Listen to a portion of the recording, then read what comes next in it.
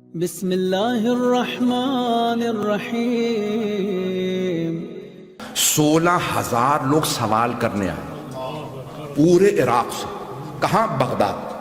ایک بچہ ہے، ہر سوال کا جواب دے دیتا۔ کبھی یہ بچہ کون ہے؟ ارے یہ وارث ممبر سلونی ہے۔ احمد محمد علی محمد ابوالانصار سرور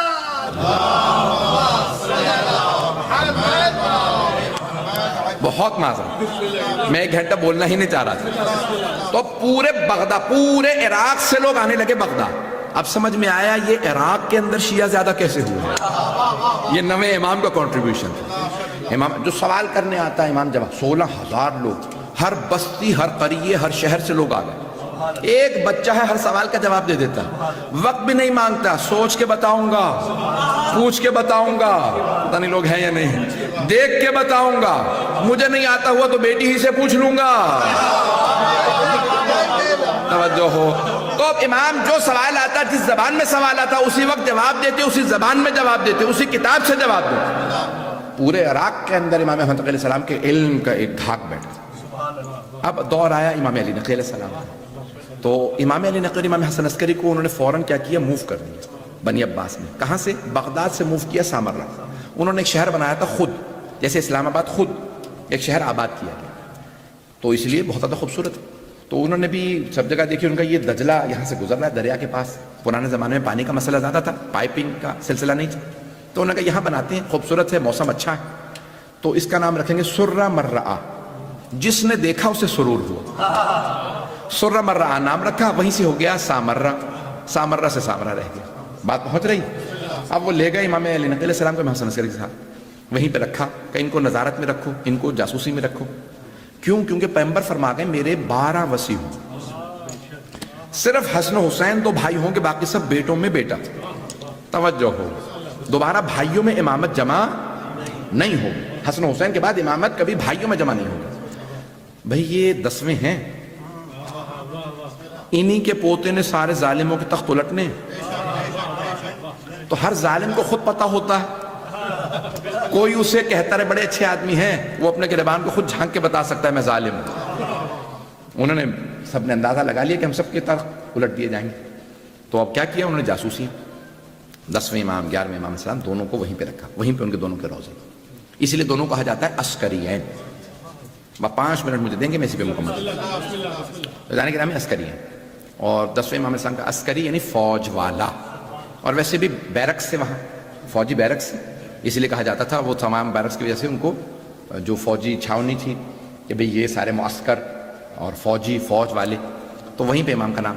اب اللہ نے نام حسن عسکری رکھا تھا، تو ایک مرتبہ متوکل عباسی ظالم بادشاہ تھا، امام علی نقی علیہ السلام کو لے جانے لگا، فوج سے کہا سب اس پہاڑ پہ چڑھ جاؤ، ابھی بھی جائیں گے نا تو وہاں پہ ایک انہوں نے خود بنا رکھا کہ اس پہ سب پوری فوج ہاتھوں میں اسلحہ لے اور زمین پہ نیزے مارو، تلواریں چلاؤ اور گرز مار مار کے آوازیں بلند کرو، ان پہ روب بیٹھ جائے، اتنی فوج۔ تو امام علی نقی، یہ ہمارا محل ہے، یہ میرا باغ وحش ہے، زو بنا رکھا تھا، اس میں اتنے شیر ہیں میں لے کے آیا افریقہ سے، یہ ہے وہ ہے، امام پہ روب بٹھانے لگا۔ امام بھی مسکرا رہے ہیں، ٹھیک ہے۔ اتنے میں کہنے لگا یہ ساری میری فوج ہے، اشارہ کیا، سب فوج نے ایک مرتبہ گرز اٹھائے، کہا بادشاہ سلامت، حکم دیجئے کسے مارنا۔ اس نے ایک مرتبہ امام علیہ السلام کو دیکھا، کہا دیکھ رہے میری فوج کتنی؟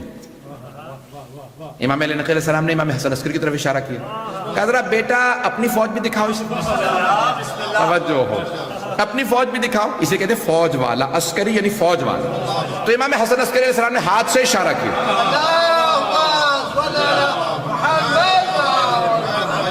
بس ہاتھ کا اشارہ کرنا تھا، زمین سے لے کے آسمان تک سارے بادل چھٹنے لگے۔ جب بادل چھٹے تو ایک مرتبہ ملائکہ نظر آنے لگے، ایک ایک فرشتہ ساری فوج سے بڑا تھا، جن کے ہاتھوں میں لوہے کے گرز سے جن سے آگ نکل رہی تھی۔ ایک مرتبہ سب کہنے لگے فرزند رسول حکم دیجئے کسے مارنا، اگر کہیں تو متوکل کو اٹھا کے لے جائیں، جہنم میں پھینک دیں۔ ایک مرتبہ متوکل بے ہوش ہو کے زمین پہ گر گیا، اور جیسے اس کے چہرے پہ فوجیوں نے پانی ڈالا ہوش میں آیا، تو اس نے کہا کہ آئندہ کبھی فوج نہ بلائیے گا، میرے تو وڈیرے بھی کہہ گئے اگر آپ نہ ہوتے تو ہم ہلاک ہو جاتے۔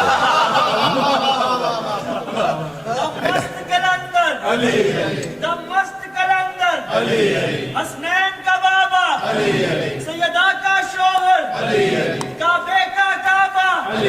میری ماں نے سکھایا، گٹی میں پلایا، لوری میں سنایا، میں نے ورد بجایا، میرے کفن پہ لکھنا، میری قبر پہ لکھنا، تو قبر کے باہر جو کر لے تیری قبر کے اندر، 1,45,000 نعرے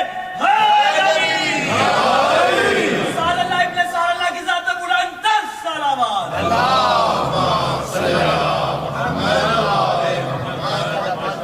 بات واضح ہوئی ہے ذہن گرا؟ تو اب یہ امام حسن علیہ السلام کا دور جہاں بچپنے میں ایسی فوج، تو ایک مرتبہ نام سب کے سب کہنے لگے ارے وہ عسکری، وہ فوج والا۔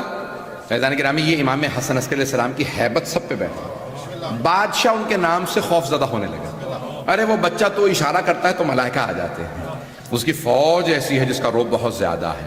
فیضان گرامی یہاں تک کہ جو 11ویں امام کا دور تھا، آپ نے اس دور میں جس قدر ہو سکا نمائندگان اپوائنٹ کی اور سب کو بتاتے رہے جب آؤ تو اپنے 12ویں سے خمس کا حساب کرو۔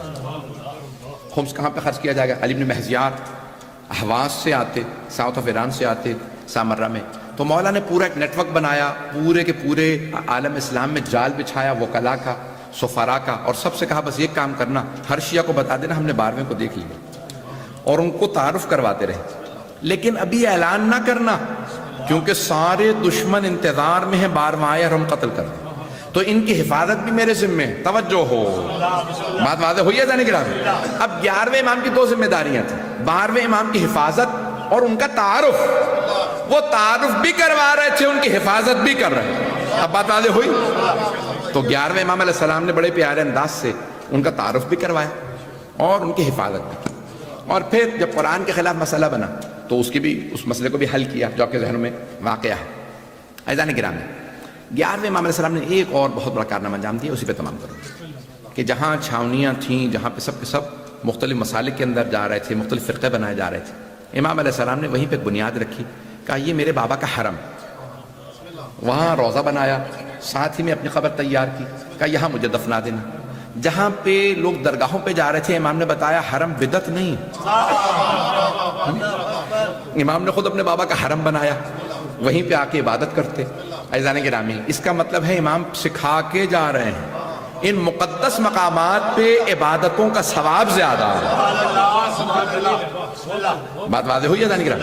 آپ اپنے بابا کی قبر کے بالکل ساتھ اپنی آپ نے بنا رکھی تھی قبر مطہر، وہیں پہ تیار، وہیں پہ اپنی عبادات کرتے، اعمال انجام دلاتے۔ اور عزیزان گرامی، جب 12ویں امام صاحب کی آمد ہوئی تو آپ نے ان کا تعارف بھی کروایا اور اپنی پھپھی کو اور دیگر رشتہ داروں کو ملوایا، اور پھر سب کو بتا دیا کہ یاد رکھو کہ کائنات کا نظام ان کے ذریعے چلتا رہے، اور آج تک نظام باقی ہے۔ یہ ائمہ علیہ السلام کا کنٹریبیوشن تھا، اگر میں چاہوں تو اب یہ 1.5 گھنٹہ 11ویں امام پہ بولوں، میں آپ کی زحمتوں کو تمام کر رہا ہوں۔